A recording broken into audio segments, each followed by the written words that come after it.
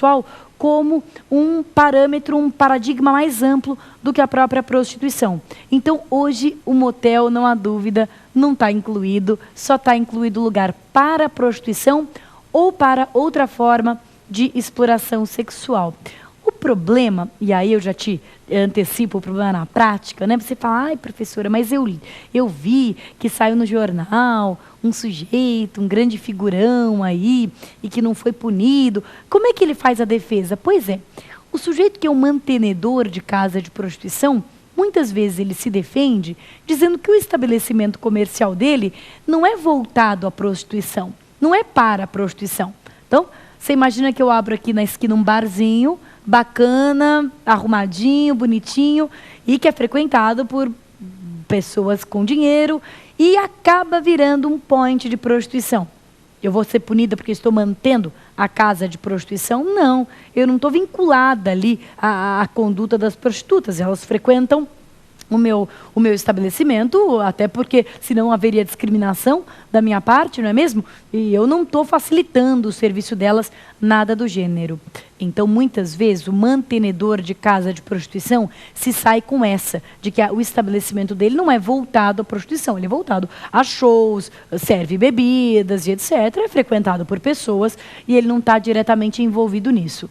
Mas, de qualquer forma, o legislador optou por continuar considerando que a manutenção de casa de prostituição era, sim, crime no Brasil. É questionável, os costumes mudaram, será que isso deveria ser mesmo criminalizado? É uma coisa que a gente deve refletir, né, no nosso papel social, no nosso papel de cidadão. Agora, juridicamente, continua sendo crime. Só a manutenção de casa de prostituição, porque o motel agora foi definitivamente, eu digo agora foi definitivamente descriminalizado, porque mesmo sob a égide da lei anterior, já havia uma discussão sobre a interpretação da lei anterior, se ela deveria ou não incluir o motel. Agora hoje, isso ficou completamente superado. Ok? Então, não é crime não. Muito bem, próxima pergunta. Professora, no crime de tráfico internacional de pessoas, existe crime mesmo se a prostituta quiser ir para o exterior? Pois é o que eu acho que merece a nossa reflexão sensata, ponderada e consciente. Os crimes envolvendo prostituição são crimes, mesmo que a prostituta compactue, queira, enfim, mesmo que não haja de minha parte uma conduta de induzi-la, mesmo que não haja uma conduta de pressioná-la, mesmo que não haja uma conduta de coagi-la. Facilitar a prostituição, ainda que eu queira me prostituir, alguém que me ajude a fazer isso estará cometendo crime. Se eu quero, eu sou maior, eu sou consciente, eu já pesei custos e benefícios, eu entendi que isso é o melhor para a minha vida, me prostituir, ainda que eu tenha tomado essa decisão de forma livre, de forma racional, de forma ponderada, qualquer um que facilitar a minha atividade de prostituição estará cometendo crime. E se alguém facilitar a minha ida ao exterior, estará cometendo crime de toda forma.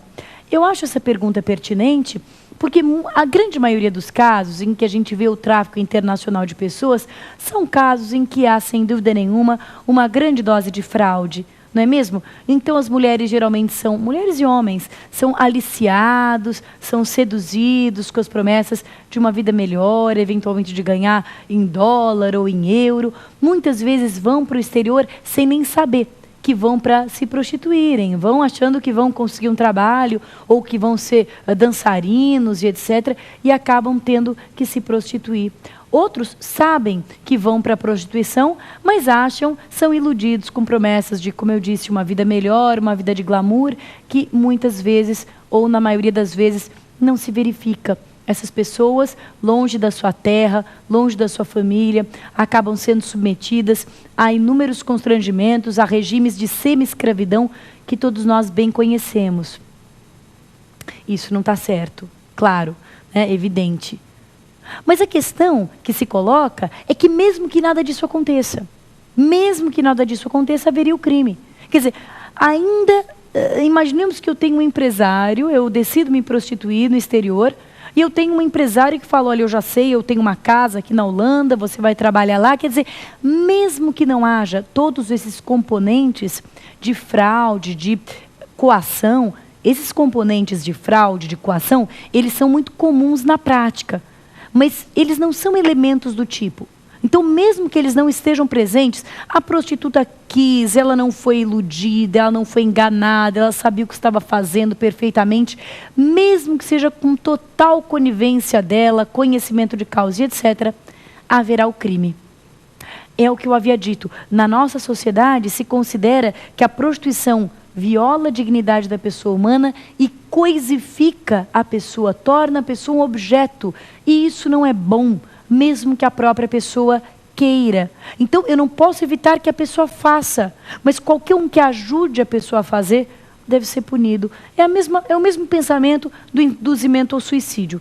Eu não posso punir a pessoa que se mata, mas todo aquele que induz, que instiga, que auxilia a se matar, é punido. É o mesmo pensamento. Então, mesmo que a prostituta queira, saiba, decida de caso pensado, ainda assim haverá o crime. Ok? Muito bem. Próxima pergunta.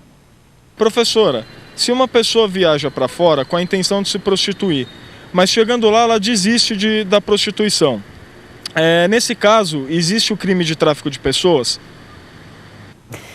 É uma pergunta muito interessante e para concurso público ela é uma pergunta realmente importante, ela cai bastante. Na verdade, o que a gente está aqui perguntando é o seguinte, quando é que se consuma o tráfico de pessoas para o exercício da prostituição? É com a entrada ou saída ou com o próprio exercício da prostituição?